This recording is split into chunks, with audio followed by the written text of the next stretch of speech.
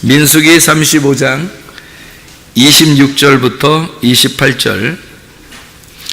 그러나 살인자가 어느 때든지 그 피하였던 도피성 지경 밖에 나가면 피를 보복하는 자가 도피성 지경 밖에서 그 살인자를 만나 죽일지라도 피 흘린 죄가 없나니 이는 살인자가 대제사장이 죽기까지 그 도피성에 머물러야 할 것임이라.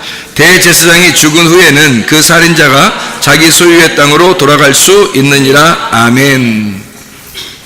민수기 35장 26절부터 28절까지 말씀을 읽었습니다. 여러분, 이게 어디 얘기예요? 도피성에 대한 이야기예요. 도피성. 그 도피성이 무엇인가 라고 하는 것을 우리가 좀 알아야 되겠죠, 그죠? 도피성이 뭐냐? 도피성 뭐 하는 거냐? 이게 알아야 되겠는데, 도피성이 뭐 하는 거냐면 살인을 저지른 사람이 거기로 도망가서 대제사장한테 나 이런 죄를 졌는데 사실 고의성 있는 건 아닙니다 라고 얘기를 하면, 그럼 대제사장이 듣고서 그럼 여기 도피성에 들어와서 도피하고 있어라, 숨어 있어라. 그러면 이제 대제사장이 죽을 때까지는 거기서 안전하게 있는 거예요. 그게 이제 도피성입니다. 도피하는 그 성이란 말이에요. 자, 그거는 이제 우리가 알고 우리가 말씀을 좀 나누도록 하겠습니다. 우리 여호수아를 한번 찾아보겠어요. 여호수아 20장을 보면 도피성에 대한 이야기가 쭉 나와 있어요. 여호수아 20장. 도피성에 대한 이야기가 1절부터 8절까지에 쭉 나와 있는 그런 내용이거든요. 도피성. 이게 이제 성경을 많이 안 읽어본 사람들에게 생소한 단어고, 성경을 많이 읽은 사람들은 그 도피성이라고 하는 게 생소한 단어는 아니에요. 원래 이제 뭐 피하는 곳이고 피하고 숨는 곳이니까 도피하는 성이죠. 어떻게 보면 여러분이 세상에서 도망와서 도피해가지고 어디로 왔어요? 교회로 왔죠. 그러니까 이 교회가 도피성이 되는 거죠. 그러니까 세상으로부터 도망와서 이게 피해온 거잖아요, 그죠? 뭐 잘못해서 도망온 거예요? 뭐 그럴 수도 있는 거고, 그렇지 않을 수도 있는 거고, 교회라는 건 이제 피해서 온 거잖아요. 이게 도피성이나 마찬가지죠, 교회가. 자, 여호수아 20장의 1절부터 우리 8절까지의 말씀에 보면 도피성이 있는데, 이 도피성이 있잖아요. 7절, 8절에 보면 몇 군데가 나오냐면, 이 도피성이 몇 군데에다가 이것을 만들으라고 되어 있냐면 6군데에 만들어야 되어 있어요. 6군데. 예, 그러니까 도피성이 몇 개 돼야 된다고요? 6개가 돼야 된다는 거예요. 그럼 6개라는, 6이라고 하는 건 뭐를 의미해요? 6은, 7은 예수님을 의미하는데, 그죠? 7이 하면 뭐 안식일을 얘기하고, 안식일의 주인은 예수님이고, 그래서 7은 보통 예수님을 말하는데, 6은 보통 뭘 말하는 거예요? 네, 사람을 말하는 거예요, 사람. 사람이 언제 창조됐어요? 며칠 날 창조됐죠? 6째 날 창조됐잖아요. 그래서 사람을 보통 6이라고 표현을 해요. 그러니까 사람이 사람답게 살지 못하면 뭐가 돼? 짐승. 그래서 짐승도 며칠 날 창조해요? 6째 날 같이 창조하는. 그러니까 6째 날은 짐승과 사람을 창조하는 거예요. 창세기 1장에 보면 무슨 말인지 알겠죠? 그러니까 7째 날은 하나님의 날이니까 창조가 다 완성됐다. 창조가 끝난 걸 완성, 안식이라 그렇게 말하는 거예요. 그래서 하나님이 쉬셨다. 그러면은 하나님이 잠을 못 주면 창조하다가 보니까 너무 피곤하고 잠도 못 자고 스트레스 받고 힘들어가지고 그래서 이제 좀 쉬셨다, 7째 날에. 그런 의미가 아니라, 안식이라는 단어에는 뭐가 들어있다고요? 안식이라는 단어는 쉰다는 단어도 있지만 완성했다는 단어가 들어있단 말이에요. 그래서 완성했다. 그래서 7째 날이 완전이라는 말이고요. 완전. 그리고 안식이라는 말이 완성했다는 말이에요. 그러니까 7째 날 완성이 이루어졌다, 이 말이죠. 그러면 창조가 몇째 날부터 몇째 날까지 이루어졌다고? 첫째 날부터 6째 날까지 이루어졌다고. 그렇죠? 6째 날에 뭐가 창조됐다고요? 사람과 짐승이 창조됐다고. 그래서 사람답게 살지 못하면 짐승이 된다고. 짐승이 거듭나면 사람 된다고. 그래서 야, 짐승 같은 놈아, 네가 거듭나면 사람 된다, 이렇게 되는 거죠. 그런데 이제 사람이 막 사람답게 못 살면 이 짐승 같은 놈이 되는 거죠. 이렇게 반대로. 그러니까 짐승과 사람은 같이 공존하는 거예요. 어디에 공존할까요? 교회에 같이 공존한단 말이에요. 교회에 짐승과 사람이 같이 공존하는 것은 구원받은 사람과 구원받지 못한 사람이 같이 있는 거죠. 그죠? 그래서 구원받지 못한 사람은 예수님이 없으니까, 예수님 없는 사람을 뭐라 그러냐면 짐승이라 그러고요. 예수님이 있는 사람을 사람이라 그렇게 말하는 거예요. 무슨 말인지 알겠죠? 그죠? 예, 그래서 짐승과 사람이 같이 있다. 교회 안에는. 그러니까 하나님의 그 품 안에 같이 있는 거예요. 그래서 여섯째 날 같이 창조된 거예요. 그러니까 요한계시록에 보면은, 숫자 여섯이라는 숫자가, 3번 나오는 게 있는데, 그걸 뭐라 그러죠? 666이라 그러죠? 666이라는 거 그러면 무슨 말이겠어요, 여러분? 생각할 때. 666 그러면, 여기 이렇게 막, 이마에다 팍, 이게 박지 말라고 하는 거, 손에다 딱 박지 말라는 거, 이거? 그런 의미, 왜 박지 말라는 거야? 이마에다 박지 마라, 손에다 박지 마라. 왜 그러는 거예요? 이게 6이라는 숫자가 뭐기 때문에? 이게 사람 숫자이기 때문에 그런 거예요. 그러니까 사람 숫자는 그 사람이 사람답게 살지 못하면 짐승이 된다 그랬죠? 그러니까 그게 6이라고 하는 게 짐승 같은 사람을 말하는 거예요. 그래서 666이라는 마크를 어떤 짐승의 우상이 있는, 짐승의 우상을 섬기는 자들이 666을 받는다 그렇게 돼 있죠. 그래서 짐승의 우상을 섬긴다, 이 말이 무슨 말이냐면 사람이 사람인데 짐승 같은 사람이다 이 말이에요. 그러니까 짐승 같은 사람이 되었다. 다시 말하면 하나님을 믿는다고 하는데 누구 중심이다? 자기 중심이다. 하나님을 믿는다고 하는데 자기 중심이야. 그게 6이란 말이에요. 사람 중심이니까. 하나님 중심은 7이 되겠죠, 그죠? 하나님 중심은 7이 되죠. 근데 사람 중심은 6이 되는 거야. 그래서 666이 되는 거예요, 사람들이. 이게 짐승 같은 사람, 이걸 666이라 그렇게 말하는 거죠. 그래서 666 마크를 받으면 어떻게 되나? 멸망한다 그러죠, 그죠? 그래서 6은 반드시 어떻게 돼야 돼? 죽어야 되는 거예요. 6은 죽어야 되는 거예요. 그래서 6은 파괴가 되고 7번째 예수님을 만나야 되는 거죠, 그죠? 6이라는 나는 파괴가 되고. 그래서 6이라고 하는 걸 여러분이 너무 막 666 뭐 이렇게 너무 무서워 생각하고 그렇게 하지 말고, 6이라는 게 쉽게 말해서 뭐냐면 짐승 같은 짐승같이 살아가는 이게 이제 6이란 말이에요. 그러면 내가 뭐가 돼야 되겠어요? 이제 예수님을 만나서 7이 돼야 되는 거지. 예수님 만나 7이 되면 안식을 하게 되는데, 아직 6에 머물러 있으면 세상에 머물러 있다는 거죠.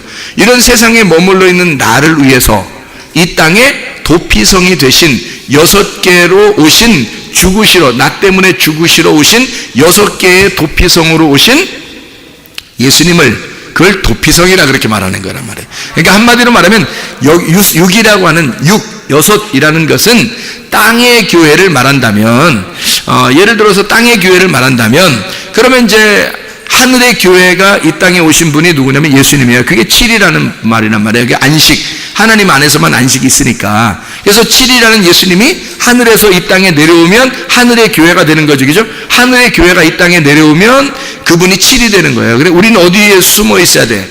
6에 숨어 있는 게 아니라 7에 숨어 있어야 되는 거죠, 그죠? 그래 예수님 안에 들어가는 거지. 예를 들어서 이런 거 있죠. 그 가나의 혼인잔치에 항아리가 몇 개? 6개. 6개. 거기 비어 있어요? 뭐가 채워져 있어요? 비어 있어요. 그럼 비어 있단 말은 빈 항아리, 빈 깡통. 누굴 말할까? 우리가 빈 깡통 6개. 왜 하필 6개가 있는 걸까요? 6이라는 숫자를 맞추기 위해서입니다. 어느 집에 갔더니 항아리가 다 6개씩만 있어요? 그렇지 않겠죠. 어느 집은 5개 있을 수 있고, 어느 집은 4개 있을 수 있고, 어느 집은 7개 있을 수 있잖아요. 근데 가나의 혼인잔치에 갔더니 그 집은 하필 6개가 있더라는 얘기야. 그 말은 사람을 의미하는 거예요. 깡통 같은 비어있을 때, 요게 비어있을 때 뭐가 채워지겠죠. 그래서 예수님이 채워라 할 때 그 물이 뭐겠냐고요. 말씀 아니겠어요? 말씀을 채우는 거란 말이에요. 그래서 이 빈 깡통 같은 나에게, 그래서 어떤 사람만 구원을 받을 수 있냐면 빈 깡통이 될 때, 나를 비울 때. 근데 이 속에 뭔가 막 꽉 차 있죠. 너 뭐 찾냐? 이런 말 하는 거 있잖아. 야, 너 뭐 머리에 뭐 찾냐? 이런 얘기 하는 사람이 있죠. 너 뭐 찾냐고 사람들이 그래요. 뭐 똥 찾냐? 그러니까 너 네가 알면 뭐 얼마나 아냐? 머리 네 머리에 뭐가 다 차 있으면 예수님이 들어가요, 못 들어가요? 못 들어가요. 자기한테 다 차 있으면 물이 안 들어간다고. 그래서 항아리가 비어 있는, 나를 비운 사람에게만 말씀이 들어가게 돼 있는 거예요. 그러면 그게 이제 포도주가 되는, 바뀌는 그런 기쁨이 된다는 얘기죠. 포도주는 기쁨이에요. 천국의 기쁨. 그러니까 말씀이 내 속에 들어와서 천국의 기쁨으로 바뀌는 거예요. 그게 이제 항아리가 빈 깡통 6개죠, 그죠? 그러니까 예수님이 와가지고, 예수님은 그러면 예수님 빈 깡통이에요? 아니죠. 물을 주는 분이잖아. 그러니까 빈 깡통 6개에다가 예수님이 옆에 서 있으면 몇 개? 7개, 예수님까지 7개. 그러니까 예수님은 7번째, 우리는 빈 깡통 6개. 이해가 되겠죠? 무슨 말인가? 그래서 항상 성경에서 6이라는 것이 나오면 사람을 말하려고 한다. 근데 사람을 말하려고 하는데 그 사람이 짐승 같은 사람을 말하기도 하고, 이 땅에 사람을 의미하는 것을 할 때 6이라는 단어를 자꾸 쓰더라. 그래서 사마리아 여자가 남편이 몇 명? 6명. 이상하죠, 그죠? 아니, 남편이 아니 6명 얻을 만한 그런 정도의 능력의 여자면 7명은 못 얻었겠어? 8명은 못 얻었겠냐? 하필 6명까지 됐는데 이제 하나씩 채워나가는 거야. 끊어나가는 거죠. 한 명 버리고 2번째, 3번째 해서 6번째까지 됐는데 하필 7번째 예수님이 왜 오냐고. 이상하잖아요, 그죠? 5명 가로치우고 6명째 지금 살고 있는데 예수님이 7번째 왔단 말이에요. 예수님 7번째 와가지고 하필 왜 예수님이 7번째 오냐고. 이상하잖아. 그렇죠, 그죠? 그러니까 거기는 성경은 다 이게 어느 정도 사인이 들어있는 거예요. 그러니까 6명을 가지고 있는 남편을 가지고 있었던 여자에게 7번째 남편이신 예수님이 와가지고 너 6번째 남편 그것도 네 남편 아니야, 이렇게 얘기하는 거죠, 예수님이. 그죠?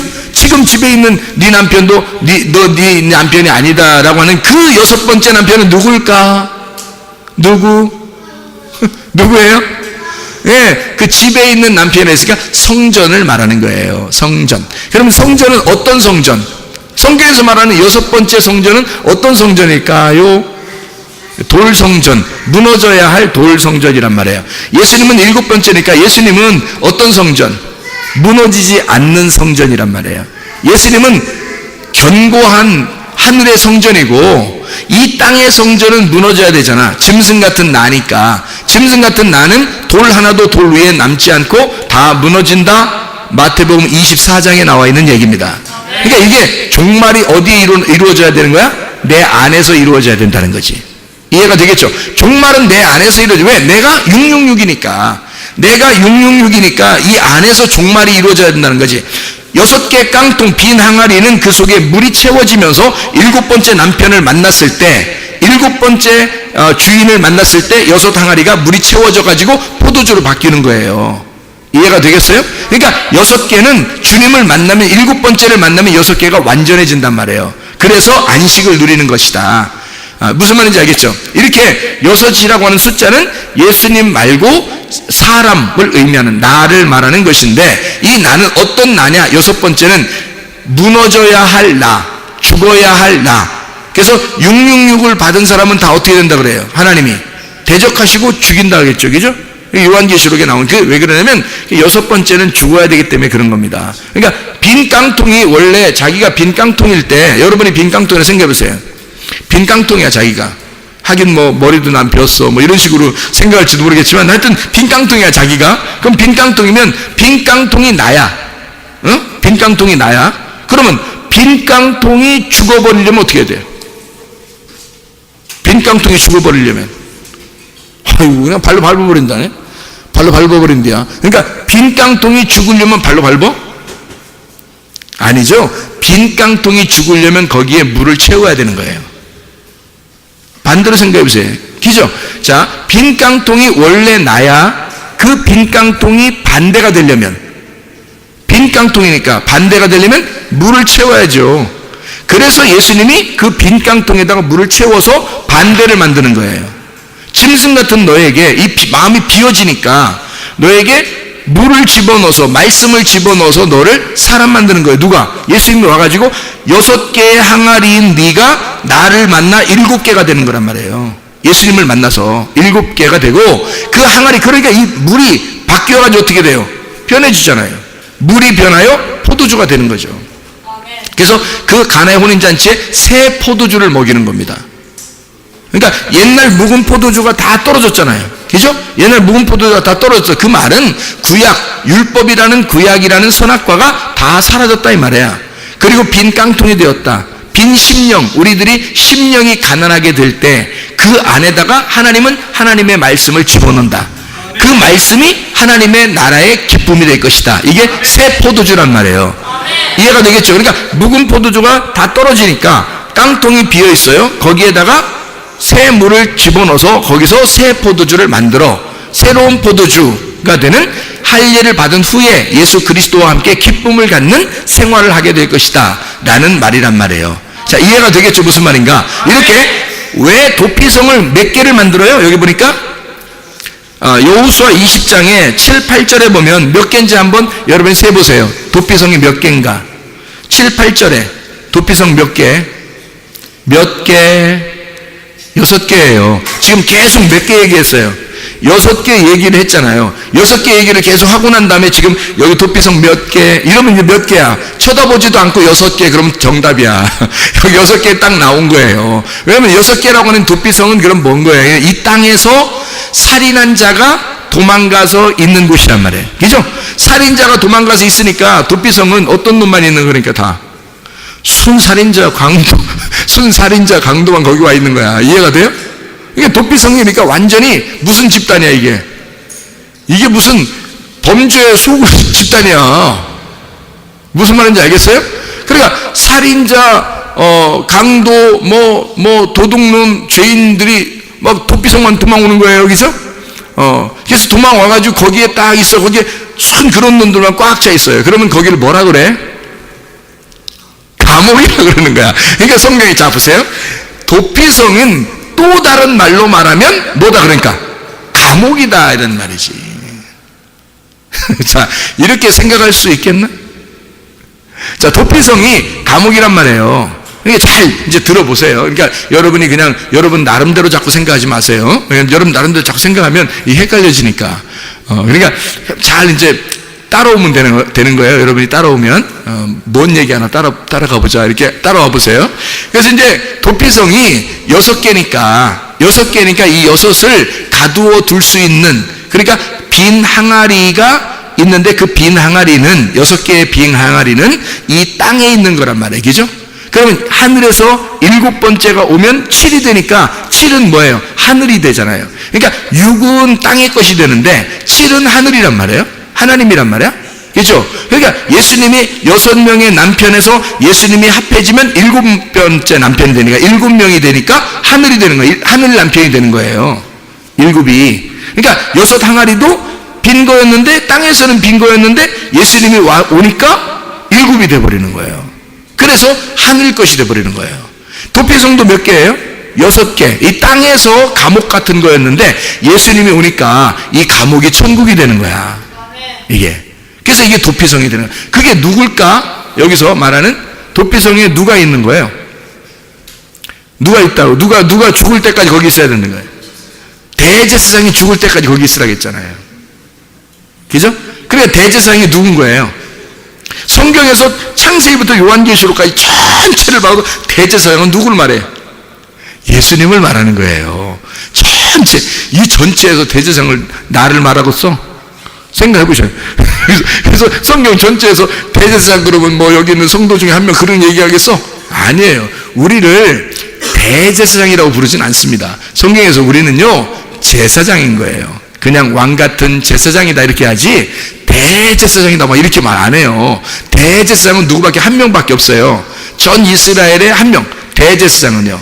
그 대장은 대표거든요. 그게 예수님이에요. 그분이 예수님이고 우리는 그분에게 속한 제사장들인 거지. 이해가 되겠죠? 그래서 대제사장은 예수님인 거야. 그러니까 예수님이 죽을 때까지 거기 있으라는 거야. 맞죠? 예수님이 죽을 때까지 거기 있으라는 거예요. 그게 도피성이라는 거죠.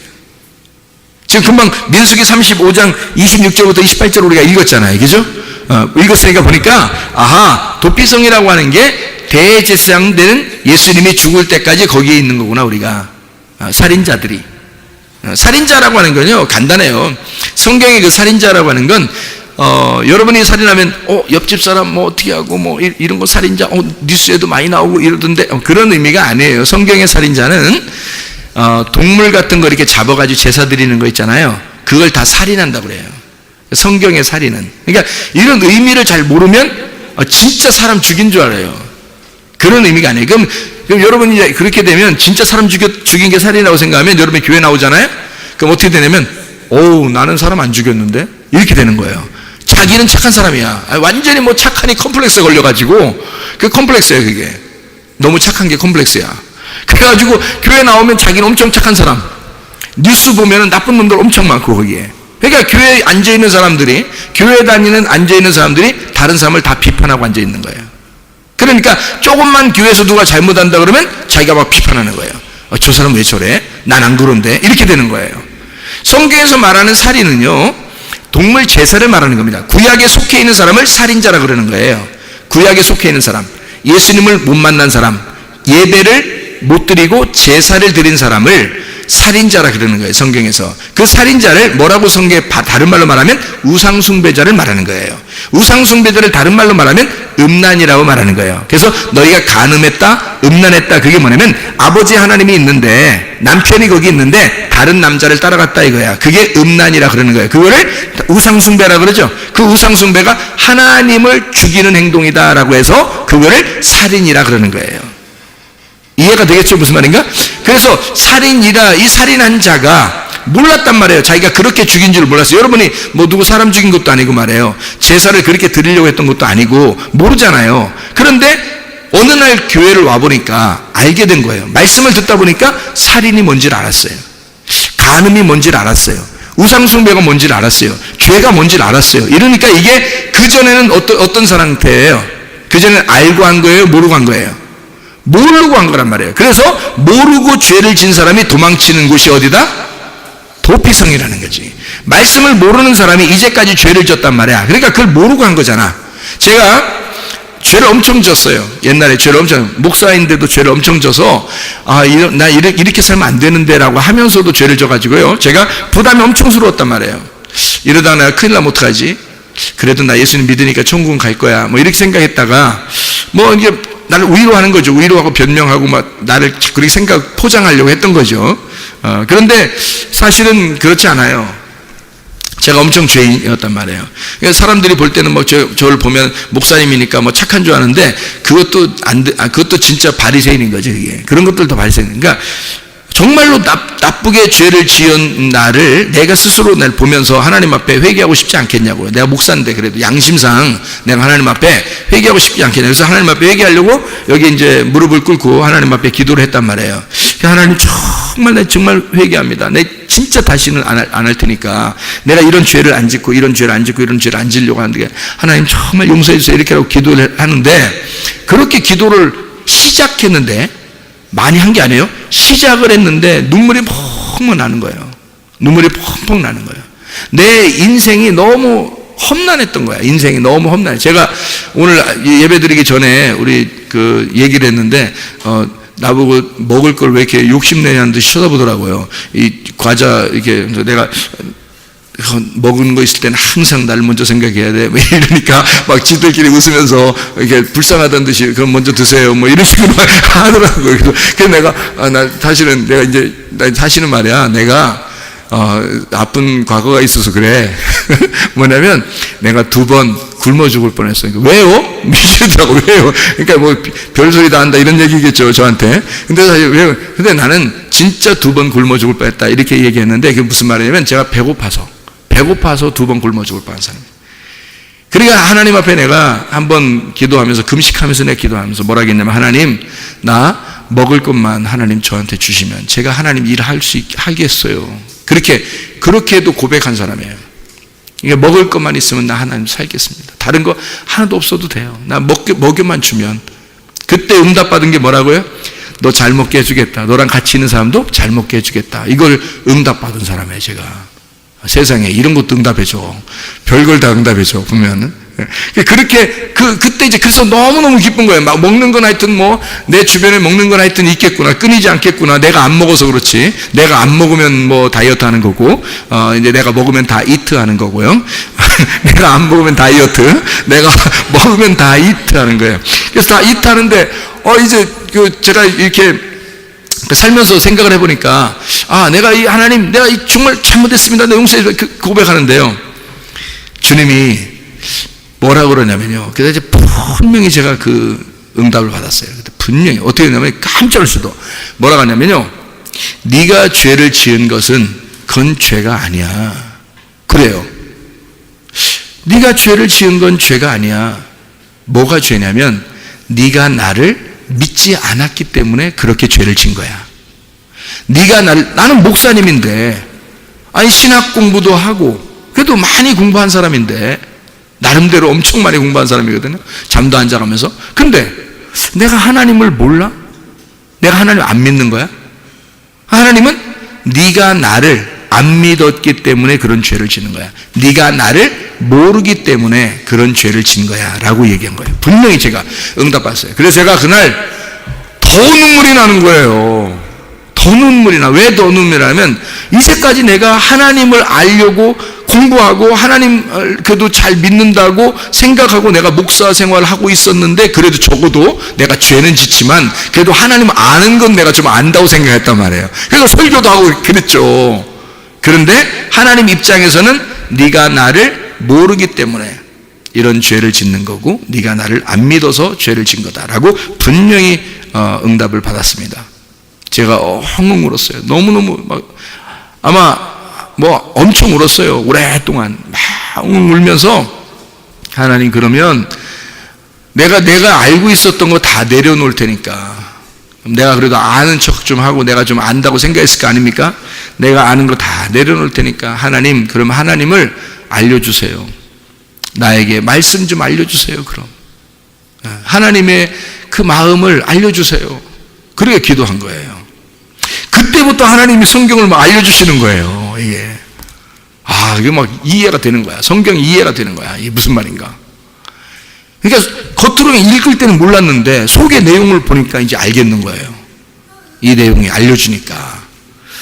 그렇게 하나님을 알게 되니까, 주님을 만나면 내 빈 깡통 같은 내 6개의 항아리가 주님을 만나면 채워져서 7개가 된다는 얘기예요. 그러니까 6 남편을 가지고 있던 자가 주님을 만나 7번째 남편인 예수님을 만나서 이 모든 게 7 남편이 돼버리는 거죠. 그래서 완전함이 되는 것이란 말이에요. 그러니까 말씀이, 예수님을 만나면, 말씀이란 6이 나의 말씀이 예수님을 만나면 6이 7이 됨으로써 완전해지는 거란 말이에요. 하늘의 말씀이 되는 거죠. 땅에서 알고 있었던 말씀이 하늘의 말씀이 되는 거예요. 그래서 7으로 바뀌어야 된다는 거야. 여러분이 6에서 7으로 바뀌시기를 바랍니다. 7으로 바뀌어야 돼요. 그래야지 이게 말씀이 깨닫게 되는 거죠. 6으로 살고 있으면 짐승 같은 나, 기껏 열심히 해봐야 가장 잘 되는 게 빈 깡통. 거기서 하나님 앞에 더 잘 되는, 하나님이 물을 채워주시는 거, 말씀을 채워주는 거. 그러면 주님을 만나 7개의 항아리가 되는 거죠. 예수님이 우리를 위한 항아리가 되니까. 그래서 7개의 항아리가 돼서 완전함을 이룬단 말이에요. 그러면 하늘나라의 천국의 잔치가 새 포도주로 열리게 되는 것입니다. 그게 거기서 떠간 하인들만 알더라 그랬잖아요. 거기서 이걸 직접 물을 붓고 그걸 뜬 사람들만 아는 거예요. 그러니까 자기에게 직접 경험이 된 사람들만 말씀을 아는 거예요. 이게 그냥 들려진다고 다 아는 게 아닙니다. 이렇게 다 들려줘도요, 자기의 마음판에 다 오는 사람이 있다고요. 심령이 가난한 사람, 자기 정말 빈 항아리로서 주님의 물을 기다리는 사람들이 있다고요. 그 사람들한테는 말씀이 들어간다고. 이게 그러면 주님의 잔치가 열어지는 거죠. 그 속에서 막 기쁨이 있죠. 말씀으로 막 기쁨이 있다고요. 자, 이 도피성이라고 하는 게 6개인데 여기에 누가 있다? 대제사장이 있다. 대제사장이, 그 대제사장이 거기에 사는 동안에 우리는 이런 죄가 아니라 결국엔 뭐라고요? 살인이라고 하는 게 우상숭배고, 우상숭배가 음란이다, 간음이다, 이거야. 그럼 이게 같은 거란 말이에요. 그러면 여러분, 우리 모두 다 이게 안 걸린 사람 있을까? 없죠. 이게 안 걸린 사람이 없는 거예요. 그러니까 다 6에 속한 사람들이란 말이에요. 우리 인간은 다 6에 속한 사람들이라고. 그러니까 7번째 대제사장한테 도망가지 않으면, 도피성에 있는 대제사장한테 도망가지 않으면 안 된다고, 이게. 그러니까 대제사장한테 가서 숨어 있어야 우리가 사는 거란 말이에요. 그 도피성에. 이게 이제 이 땅의 교회인데요. 이 땅의 교회를 6개의 땅의 교회를 이야기합니다. 6개인데 보면 뭐가 되어 있냐면 게데스라는 데가 있습니다. 이 성경에 여호수아 20장의 7, 8절을 여러분이 보면 게데스라는 데가 있어요. 그게 첫 번째 도피성입니다. 게데스. 그리고 세겜이라는 데가 두 번째 도피성이고요. 세 번째 도피성이 헤브론입니다. 그리고 네 번째 도피성이 베셀이라는 데가 나오고요. 여기 이 성경에 지금 나온 겁니다. 여호수아 20장 7, 8절이에요. 그리고 그 다음 도피성이 길랏 라못이죠. 길랏 라못. 그렇죠? 그 다음이 바산 골란이다 이렇게 돼 있죠. 바산 골란 이렇게 돼 있습니다. 그러니까 여기 지금 6개의 그 도피성을 여러분 잘 봐봐요. 게데스, 세겜, 헤브론, 그리고 베셀, 길랏 라못, 그 다음에 바산 골란 이렇게 6개가 돼 있잖아요. 이것에서 누가 있다고요? 대제사장이 이거를 관리하는데 대제사장이 있으면 7이 되는 거라고. 그러면 여러분에게 주님이 계시면, 대제사장 되신 예수님이 계시면 이 땅의 교회가 뭐가 되는 거예요? 도피성이 되고 우리를 감추어 줄 수가 있다는 얘기예요. 아무리 어떤 죄인이라도 우리를 감추어 줄 수 있다는 거지. 왜? 우리는 모르고 죄 지은 거니까. 우리는 말씀을 몰랐기 때문에 죄를 지은 거니까. 말씀을 알았다면 죄 지켰어요, 여러분이? 지라게도 못 지는 거예요. 말씀을 알게 되면, 할례를 받고 나면, 거듭나면, 첫째 부활에 동참하면, 예수님을 영접하고 나면 죄 지라게도 못 져요. 마음이 변해버립니다. 그런데 그러기 전에는 늘 죄를 짓게 돼 있어요. 왜 죄를 짓는다고요?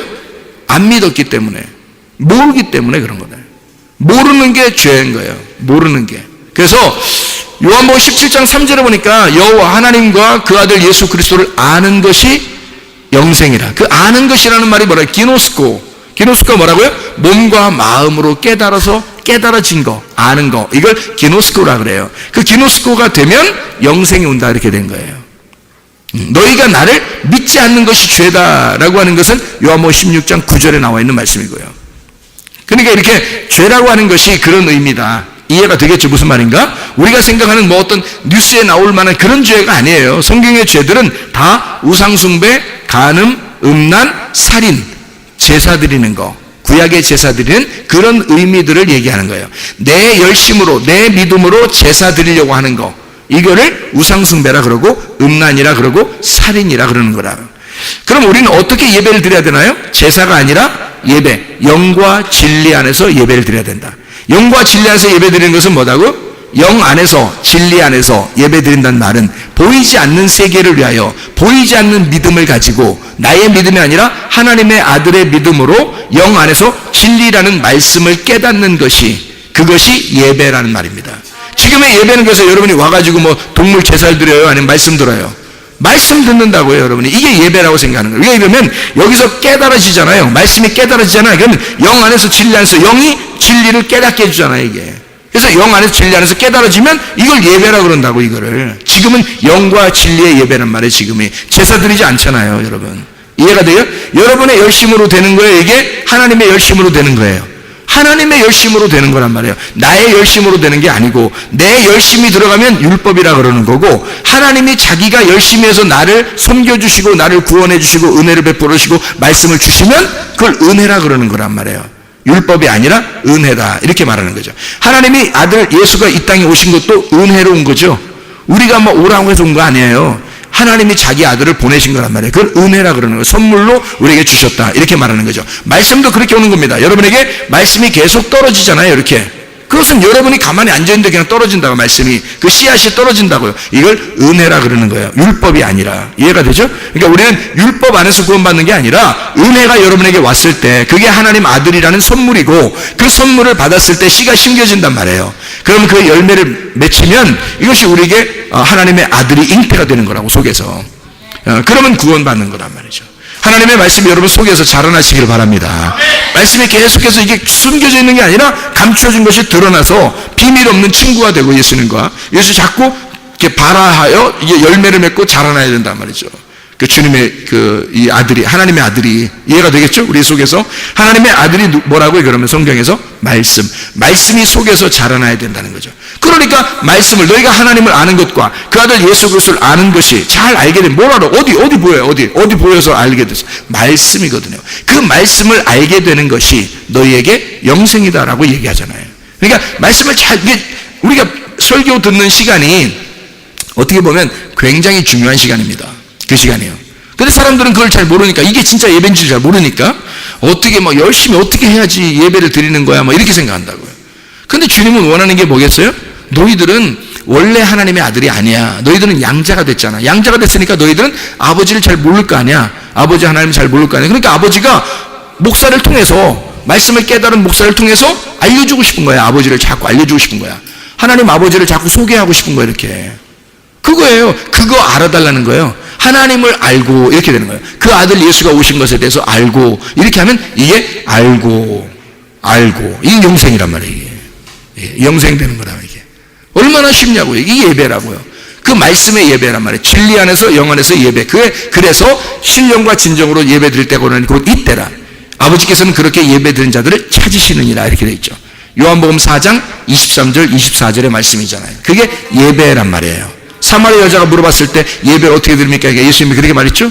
영과 진리 안에서 예배 드려라. 신령과 진정으로 예배 드려라. 그 말이거든요. 그게 영 안에서 진리 안에서 예배 드려라. 그러면 아버지 하나님이 그 사람들을 찾아가신다 이렇게 되어 있잖아요. 하나님 우리를 찾아오시는 거예요. 우리는 어떻게 하면 돼? 영 안에서 진리 안에서 예배 드리면 돼. 말씀을 깨달으면 된다 그 말입니다. 자, 우리가 보면 이제 6개의 그 도피성을 봤는데 그 6개의 도피성이 어떻게 생겼냐면 이렇게 된 거예요. 하나는 게데스입니다. 게데스라고 하는 게요, 카데시라고 하는 단어인데 이 카데시가 거룩한 곳입니다. 거룩한 곳. 이 카데시는 카다시에서 나온 거예요. 이 카다시라고 하는 것은 성결하다, 구별하다, 봉헌하다, 깨끗하게 하다, 선포하다 이런 단어입니다. 그 말은 무슨 말이냐면 구별된 곳이다라는 뜻이에요. 도피성이라는 말은 이게 게데스에 세워라라고 하는 것은 구별된 곳이다라는 말입니다.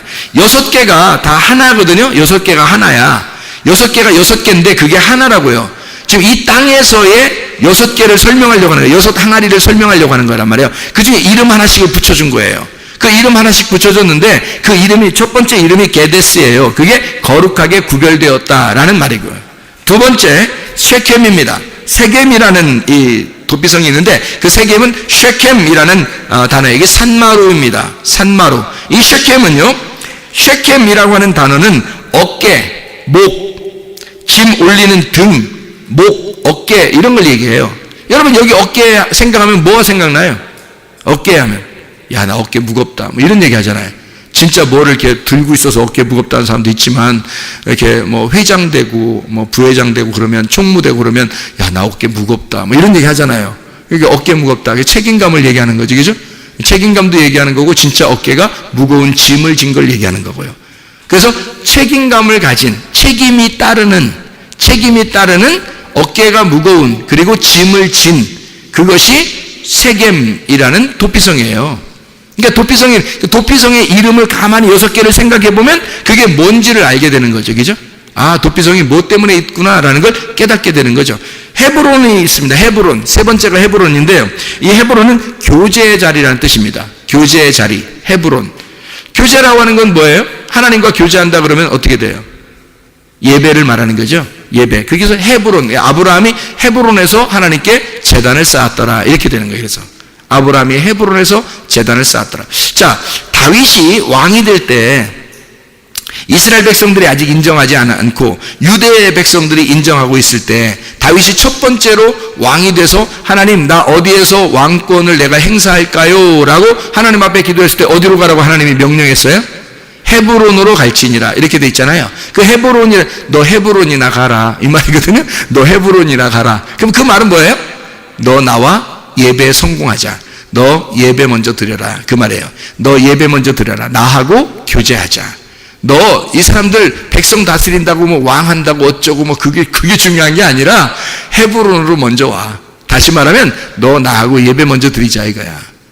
너 나하고 먼저 서로를 알자. 서로 교제하자. 그게 헤브론이에요. 친구가 되는 그 헤브론. 이 헤브론이라는 것은 헤베르에서 나온 단어고요. 이게 단체, 물이라는 단어입니다. 하바르에서 나온 단어고 이게 결합하다, 연결하다, 동맹하다, 쌓아올리다라는 단어예요. 그러니까 함께 결합해서 동맹을 이루는 겁니다. 그러니까 함께 하는 거니까 교제죠. 서로 교제하고 함께. 나 혼자 할 수 없잖아요. 예배를 혼자 드려요? 아니에요. 예배는 함께 드리는 겁니다. 누구하고? 하나님하고 나하고 같이 뭐 해요? 예배를 여러분 쉽게 얘기해서 예배를 뭐라 그래? 예배를 쉽게 얘기해서 뭐라고 그랬다고 그랬어요? 예배는 뭐 하는 거라고? 먹는 거라고. 먹는 거. 뭘 먹어? 양식이 뭐예요? 말씀. 그러니까 하나님도 먹고 우리도 먹는 거. 그게 예배야. 그러니까 하나님은 뭘 드신다고? 가슴과 우편 뒷다리는 누가 먹어? 우리가. 먹기 좋은 거는 우리가 먹는 거고, 그리고 하나님은 뭐 드신다고요? 기름과 피를 드신다고. 그래서 하나님에게 제사 드릴 때는 기름과 피를 하나님 앞에 드리잖아. 그렇죠? 우리는 가슴과 우편 뒷다리를 먹게 돼 있는 거예요. 하나님의 사랑, 가슴을 먹게 되고 하나님의 마음을 알게 된 사람이 여호와의 능력으로, 그 우편 뒷다리 능력으로 살아가야 된다라는 그런 말이에요. 그리고 하나님은 뭐예요? 기름, 그리고 피. 이건 순전히 뭐야? 기름은 성령님을 의미하고 피는 예수의 피, 죽음을 의미하는 거죠. 그래서 예수의 죽음으로 성령, 그 안에서만 하나님 받아주시는 거니까 예수님만 먹는 거야. 하나님은 온전히 자기 아들만 먹는 거예요. 성령 안에서 예배 드릴 때만 하나님 받아주시는 거야. 그러니까 하나님은 기름과 피를 먹고 우리는 가슴과 우편 뒷다리를 먹어. 그러니까 함께 먹는 걸 화목제라고 그러고, 그걸 헤브론, 하나님과의 교제, 이게 하나님과의 친교라 그렇게 말할 수 있는 예배라는 말입니다. 예배는 우리 혼자 먹는 게 아니에요. 하나님하고 우리하고 같이 먹는 거야. 그걸 예배라 그러는 것입니다. 자, 예배 무슨 말인지 알겠죠? 그게 헤브론이라는 얘기입니다. 그 다음에 이제 도피성이 베셀입니다. 베셀이라고 하는 것이 이게 베제라가 아니라 베제르인데, 이 베제르라고 하는 이 단어는 접근할 수 없는 지점을 의미합니다. 베제르라고 하는데 이게 엄격히 잘랐다, 금을 그었다, 방어를 한다, 이런 말이에요. 그러니까 완전히 보호하고 방어하는 거죠. 바짜르에서 온다는데 이게 잘라내다, 요새화시키다, 강한 벽으로 막는다, 높아서 요새화되어서 접근할 수 없도록 만든다 할 때가 이게 바짜르라는 단어입니다. 그러니까 이 바짜르, 베셀이라는 단어는 완전히 보호를 말하는 거예요. 하나님이 우리를 보호하시는 장소, 이게 도피성, 베셀이라는 도피성. 길르앗 라못 할 때 길르앗은 갈에드라는 단어고요. 이게 갈에드, 이게 증거의 무더기입니다. 갈에드, 갈이라는 게 굴려진이라는 말이고, 더미, 물샘, 파도 뭐 이런 말이고요. 가랄에서 나온 단어인데 이게 굴르다, 굴러가다, 흘러내려오다 이런 단어고, 거기에다가 에드가 이게 합해졌는데, 에드라는 말이 증언, 증거라는 말입니다. 이게 우드에서 나온 말이고, 이게 두 배로 하다, 이중으로 하다, 반복하다, 증언하다, 바로 세우다라는 말입니다. 자, 그러니까 이걸 합하면 뭐예요? 갈이라고 하는 말, 이게 가랄이라는 데서 나온 거고, 더하기 에드라고 하는 증거, 우드에서 나온 단어인데, 이걸 합해보면 이게 갈에드가 되는 거예요. 갈에드, 이게 길르앗이라는 말입니다. 증거의 무더기. 다시 말하면 하나님이 우리를 이렇게 완전히 이중으로 막을 쳐준다는 얘기예요. 이중으로 막을 쳐준다. 그래서 이중으로 갚아주는, 이중으로 막을 쳐서 두 배의 축복. 이게 이제 도피성 길르앗에 있는 라못인데, 라모트라는 게 높은 곳입니다. 높은 곳. 라마에서 나온 것이 되게 높은 것이고, 이게 라암에서 일어난다, 들려지다라는 말입니다. 다시 말하면 들려 올려지는 거예요. 그러니까 들어 올려져서 이 길르앗 라못에 이렇게 들어 올려지는 그 도피성. 다시 말하면 하나님이 우리를 볼 때 이 높은 곳으로 인도하신다는 의미죠. 그죠? 높은 곳으로. 그래서 이 땅과 이 하늘에서 밑에서 위로 이렇게 올려서 이 사람들을 보호하고 두 배의 갑절의 축복을 줘서, 예를 들어서 욥이라는 사람이 원래 있던 욥이 시험에 들려 있다가 다시 이겨낼 때 말이에요. 이겨내는 자라 됐을 때, 그때 두 배의 축복을 주잖아요. 그죠? 장자권의 축복이거든요. 그래서 그런 두 배의 축복을 주는 장소, 길르앗 라못이란 말입니다.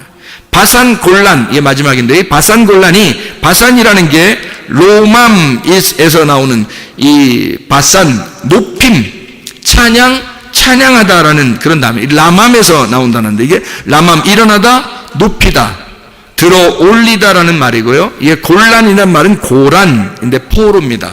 포로. 참 이상한 단어예요. 이 단어가 도피성인데 포로라는 단어예요. 골란에서 포로, 곤란하다 이 말이에요. 곤란하다. 이게 포로가 된다는 말인데, 가라에서 나온 거예요. 희한한 단어인데 이게요. 가라, 고라에 가라라는 말로 왔다는 말이에요. 가라라는 말이 무슨 말이면 벌거벗기다, 끌고 가다, 드러내다라는 말이에요. 자, 포로를 뻘거벗겨서 집어넣은 장소, 이게 도피성이래요.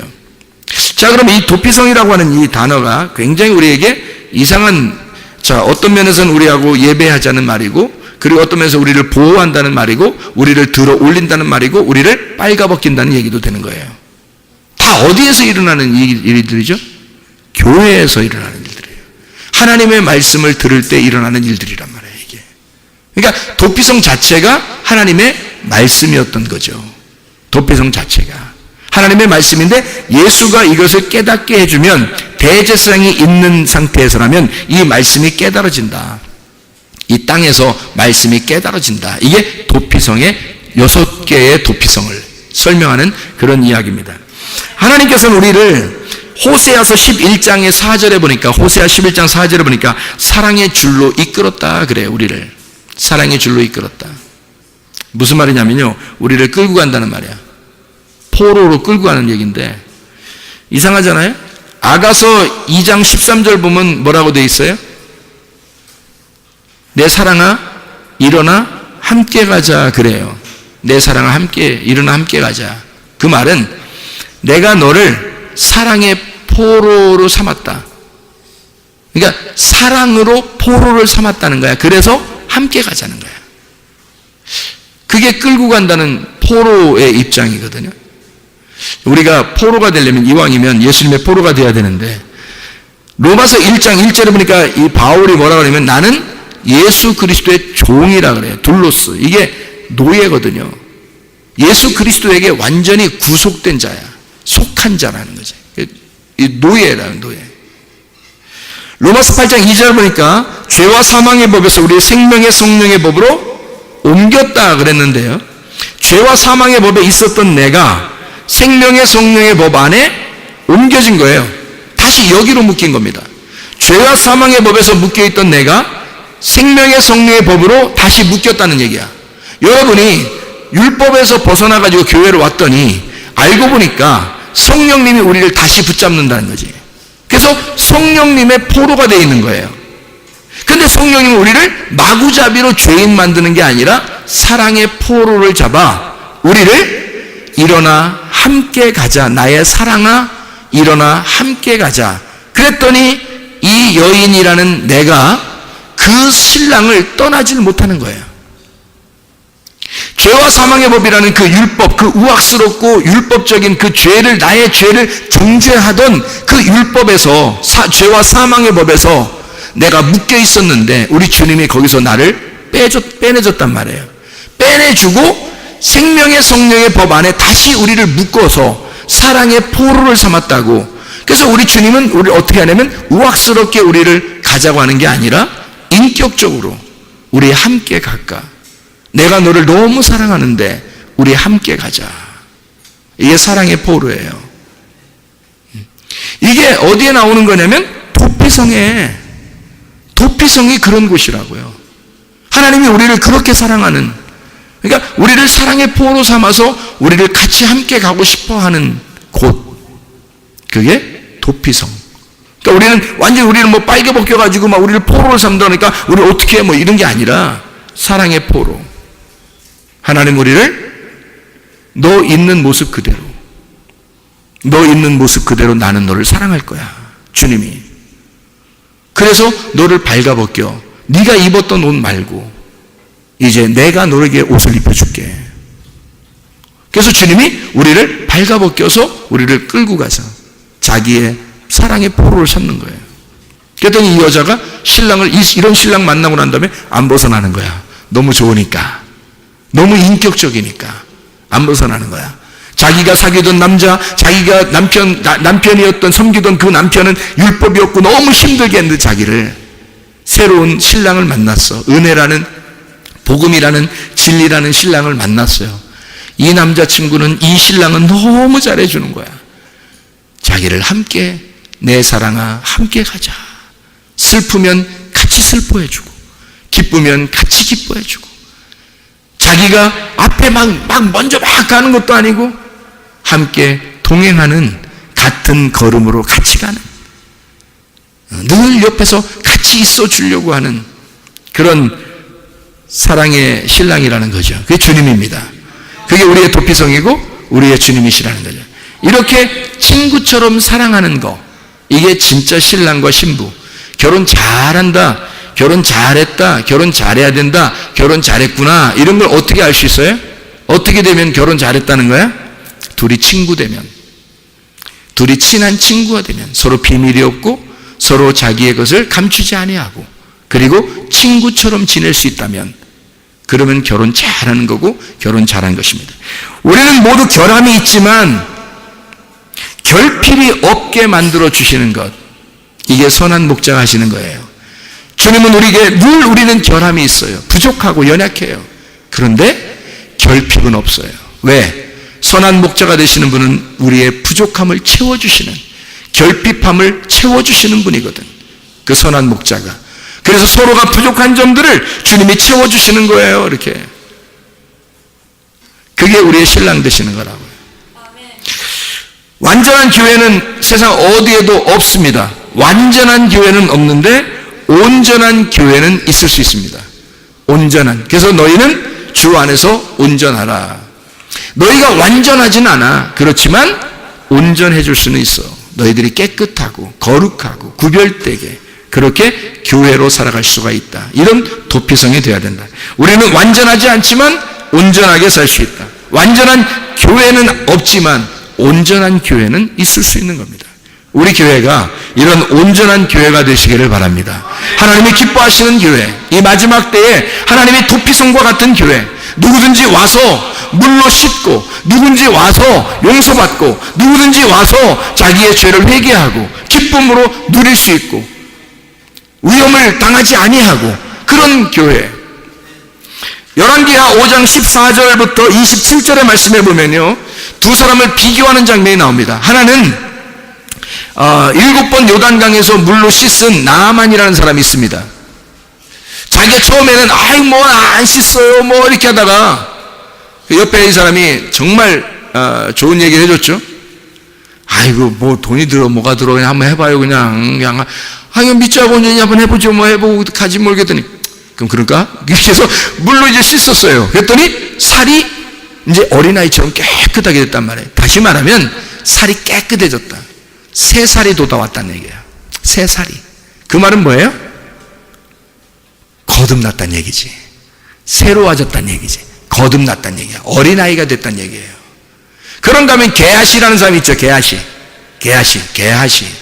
이 게하시라는 사람은 어떤 사람이 탐심이 들어왔어요.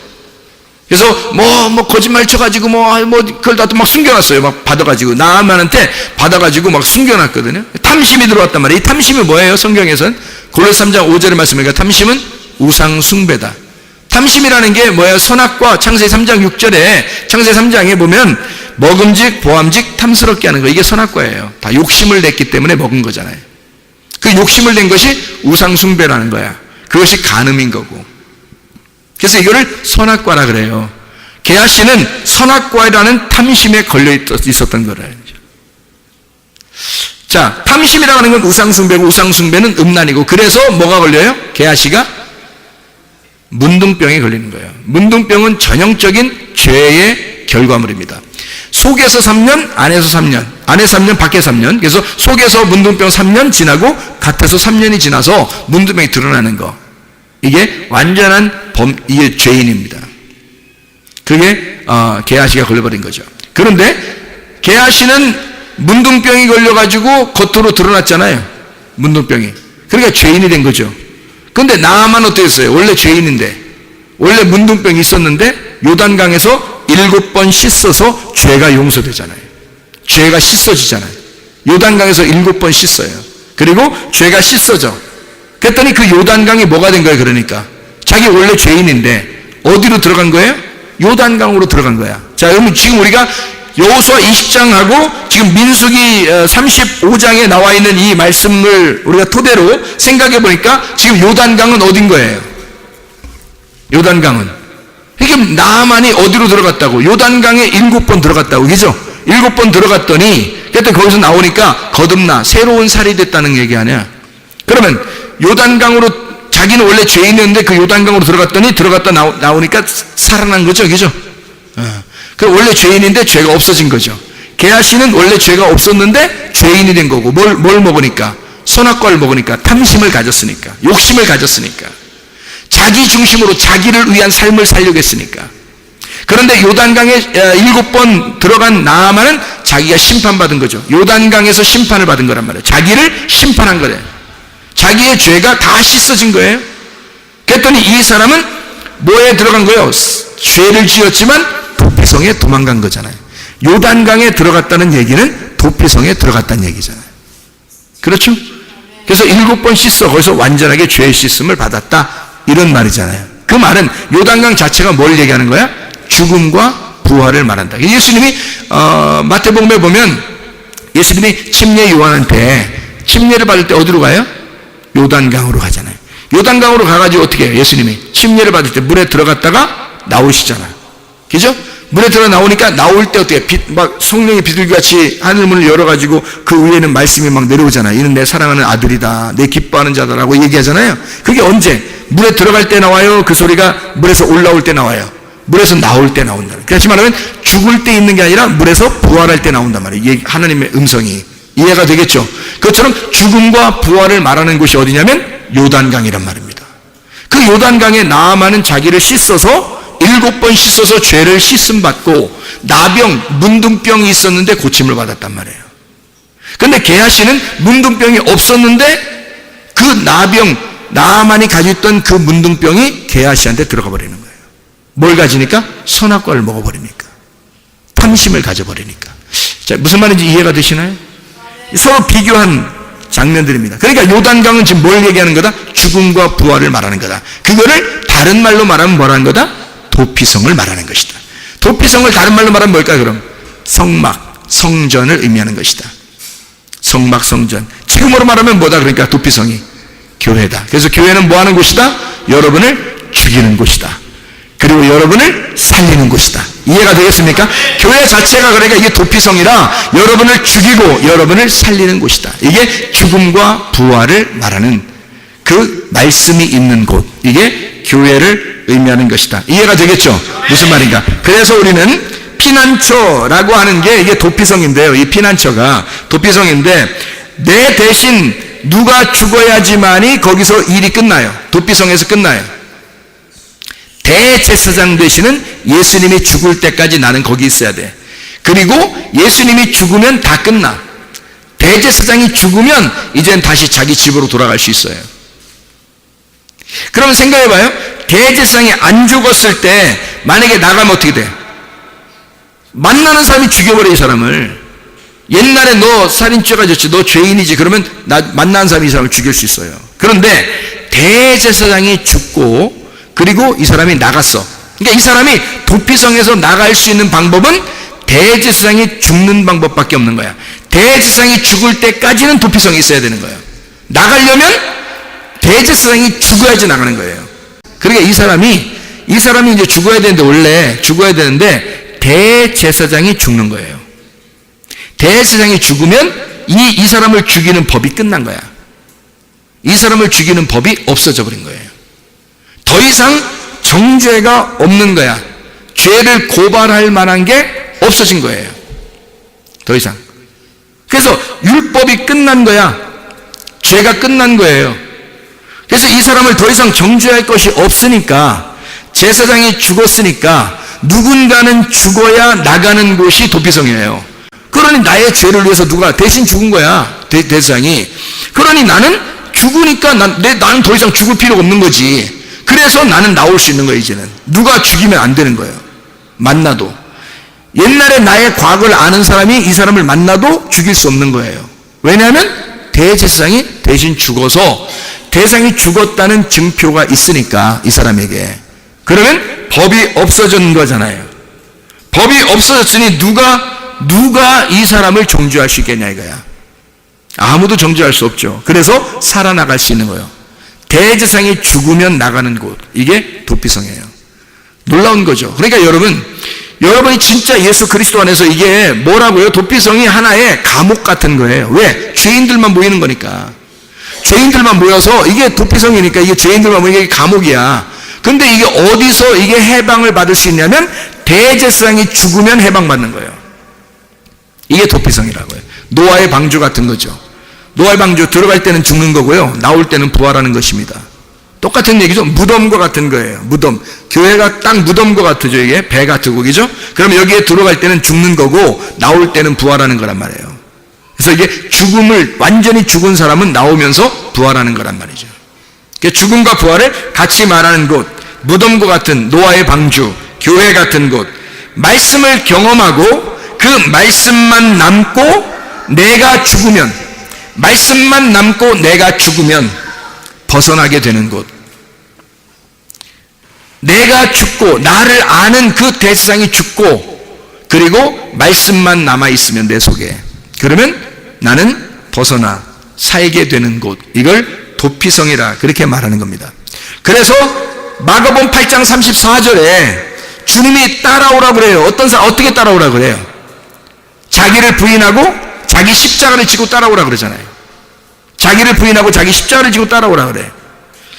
그러면 어디까지 따라가? 우리가 자기 십자가를 지고 자기를 부인하고 따라갔더니 어디로 가? 예수님이 무덤으로 들어가더란 얘기야. 십자가에 죽으시고 내 십자가를 지고 따라갔더니, 나를 부인하고 따라갔더니 어디까지 가? 주님의 십자가에서 어디로 들어가? 무덤으로 들어가더라는 거지. 그랬더니 무덤으로 가니까, 자, 무덤으로 가니까 이게 뭐라고? 도피성이라고. 그게 도피성이라고. 그랬더니 그 무덤이 더 이상 나를 죽이는 곳이에요. 이제 예수님이 죽었으니까, 내가 죽었으니까 거기서 나를 더 이상 죽이는 곳이에요. 나를 이제 살리는 곳이 되겠어요. 살리는 곳이 된단 말이죠. 누군가는 죽어야 끝나는 장소, 이게 도피성. 무슨 말인지 알죠? 노아의 방주에 들어갔을 때 모든 사람이 다 죽잖아요. 밖에 있는 모든 사람이 다 물에 의해서 죽어요. 누구만 살아요? 노아 방주 안에 있는 사람만. 그 사람들 안에, 노아 방주 안에 들어가서 뭘 했다 안 했다? 아무것도 안 했다. 왜? 그거는 성경에 쓸 수가 없다. 뭐 했다고 쓸 수가 없다. 왜? 노아 방주 자체가 무덤이니까. 노아 방주 자체가 무덤이니까 예수님이 무덤에 들어가면 무덤에서 어떻게 돼? 반드시 부활하는 거예요. 여러분이 죽고자 하는 자는 반드시 어떻게 돼? 사는 거야. 여러분이 살려고 그러면 반드시 죽는 거예요. 여러분이 죽고자 하면 반드시 무덤에서 나오게 돼 있다. 부활해서 나오게 돼 있다고. 그거를 사는 거라고 얘기하는 거라고요. 주님은 우리 보고 무덤까지 따라오라 그래. 무덤까지 갔더니 우리를 부활시키더라는 거지. 이해가 되겠습니까? 그걸 우리는 성경에서 뭐라고 말하냐? 도피성이라고 말한다. 자, 마지막으로 민수기 35장 26절부터 28절까지 말씀, 도피성이라는 말이 나와요. 대지상이 죽을 때까지 거기에 있어라, 그런 얘기고요. 대상이 죽으면 너는 빠져나오게 될 것이다 라고 이야기합니다. 내가 죄를 고백한 대지상이 죽었다. 다시 말하면 공소시효가 끝났다라는 말이고, 나를 정죄할 정죄가 더 이상 없다. 법전이 없어져 버렸다는 얘기야. 그 법이. 그러니 나를 정죄하겠느냐, 누군가가. 안 된다. 이미 죽었으니까. 정죄할 그 율법이 죽어버린 거란 말이에요. 더 이상. 그러니까 우리에게는 복음만 남아있는 거지, 진리만 남아있는 거지. 그래서 나와 하나 된 그 대제사장이 죽을 때 나는 자유하게 된다는 겁니다. 왜 성경에 그런 식으로 도피성을 써놨을까? 라고 하면 민수기 35장 26절부터 28절에 도피성이라는 이 단어가 미크라트라는 단어입니다. 미크라트라는 이 단어는 수용한다라는 단어인데, 수용한다라는 단어인데요. 미크라트, 이 미라고 하는 게 이게 mem에서 나온 겁니다. mem이라는 게 장소예요. 장소. 그리고 카라트의 장소예요. 그러니까 mem이라는 게 장소고 카라트, 그래서 이걸 합해서 미크라트라고 하는 거예요. 이걸 도피성이란 단어거든요. 도피성은 미크라트인데 이게 mem, 장소, 그리고 카라트의 장소다, 이런 얘기야. 그럼 카라트가 뭐냐면, 카라트란 단어는 불구로 만들다는 단어예요. 불구로 만들다. 지체 부족한 자로 만든다. 어서 많이 듣던 얘기 아니에요? 지체 불구자로 만든다. 어서 많이 듣던 얘기죠? 야곱이 하나님하고 싸울 때 하나님이 야곱을 쳐서 불구자로 만들죠. 그렇죠? 그게 도피성. 그 장소가 야곱이 죽는 장소란 말이에요.